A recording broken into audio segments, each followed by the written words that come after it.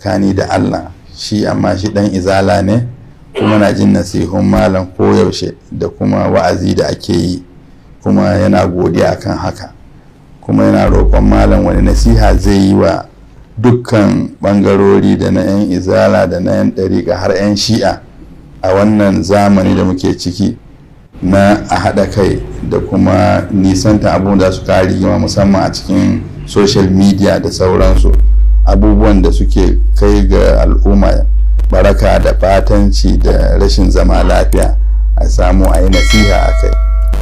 To Allah ya saka mishi da alheri, in ba domin akwai haske ko nuri na imani a zuciyarsa ba zai yi tunanin wannan abu ba, amma babban abin da nake so ya gane kuma duk musulmi su gane abin da annabi Muhammadu sallallahu alaihi wasallama yana so da al'ummarsa su kasance wato abu daya.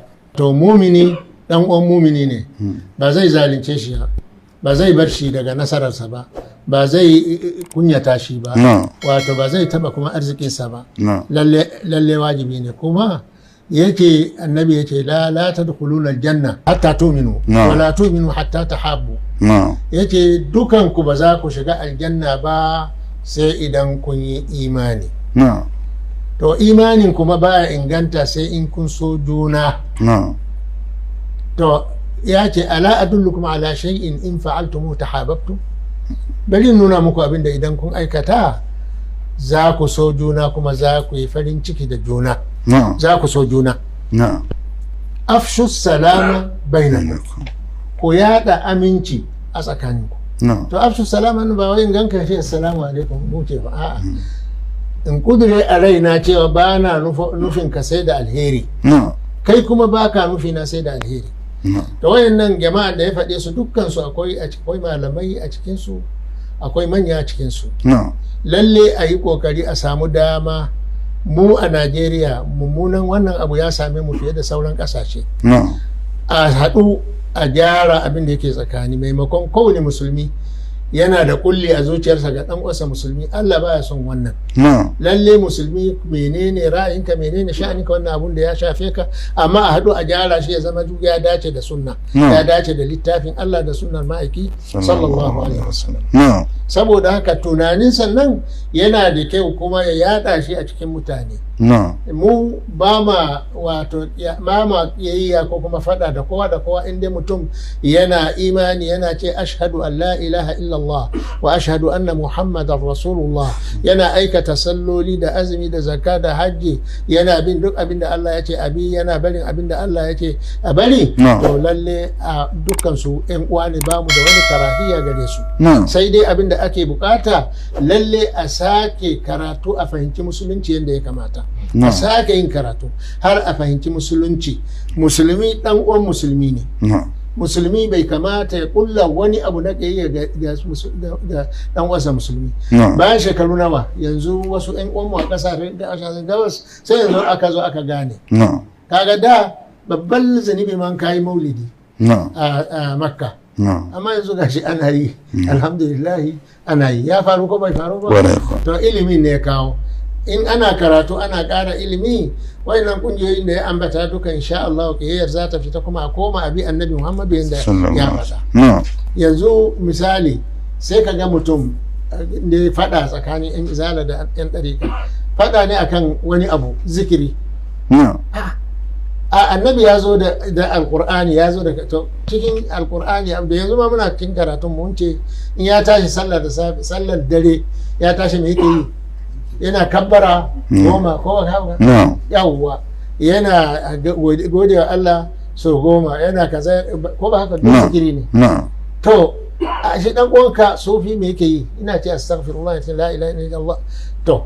To kai wanda kana wa'azi na izala, kai ma kar ka yi zage-zage.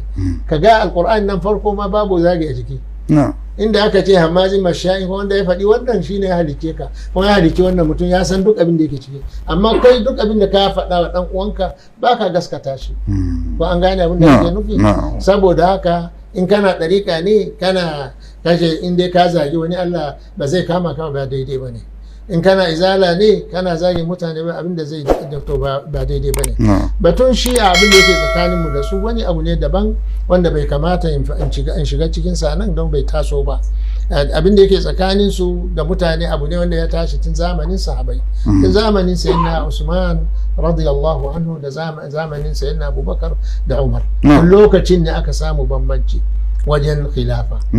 Shi ne ranar muna karatu wani sahabi ya ce wa sitna Aisha kar ta sa baki cikin wannan abu, ta da aka zaka tambaye shi da zan shiga wurinta, shi ne Abdullahi yana ce da ina shiga wurinta da na je tare da kai, amma ni ba na shiga wurinta ga abin da na ga mutaki ta yi. To wannan duka dai bai kamata mu shiga a cikin su ba. Allah dai gafarta ma dukkan musulmi, Allah ya haɗa kansu ya haɗa zukatansu. Amma idan mun zauna muna wannan gaba da fitina a tsakaninmu, to ka san ko yaushe yaƙi zai ci mu. Maƙiyanmu suna da yawa a duniya waɗanda su ba musulmi ba, sun samu gaba. Musamman ba wai Afirka nan ba, karamu da ƴan uwanka na Afirka waɗanda kuna tare suna Christianity ko suna wannan gaban da yake tsakanin bai kai wancan ba. Waɗannan Europe da America da sauransu abinda suke kulla waɗanda suke bayan su ba ƙarami ba ne, abinda ba sa tare da su. Ka gani duk wannan kashe-kashe da ake yin ka bincika abu ne na duniya ba na lahira ba. Ka yarda ka kashe mutum 10,000 akan wani saɓani tsakaninku? To Allah dai ya haɗa zukatanmu, ya kyautata mana makoma, ya fahimtar da mu addini, kuma mu koma karanta sirar annabi sallallahu alaihi wasallam. A cikin sirar annabi akwai inda aka tsanta munafukai da kafirai. To ai ba kai waɗannan fa munafukai ne kafirai a zamanin annabi, Jibril ne yana sauka yana ce wannan munafiki ne wannan kafiri ne ko to kai kuma wanda ya bata maka rai sai ka ce kafiri munafiki. Balle man kai ba haushe ne, kalmar kafiri munafiki kalma ce wato ko mace mata ga dan ta shege, alhali ko shi ba shege bane ko ba haka ba, ba nufin ta haka ba, amma dai harshe ya saba da wannan. To Allah dai ya kiyashe mu, Allah ya gyara mana halaye. Ya kamata dai dukan sarakunanmu na musulmi a Najeriya su yi kokari da malamanmu dukansu gabaki daya na sunna a haɗu a gyara abin da yake tsakanin musulmi, a haɗa kan mutanen Najeriya. Kun gani kaɗan bala'i iri-iri yana zuwa mana a Najeriya. Shin muna daidai tukun Allah yana kawo mana wannan bala'i? Akwai abin da ya karkata cikinmu, Allah ya gyara shi. Allah ya taimake mu.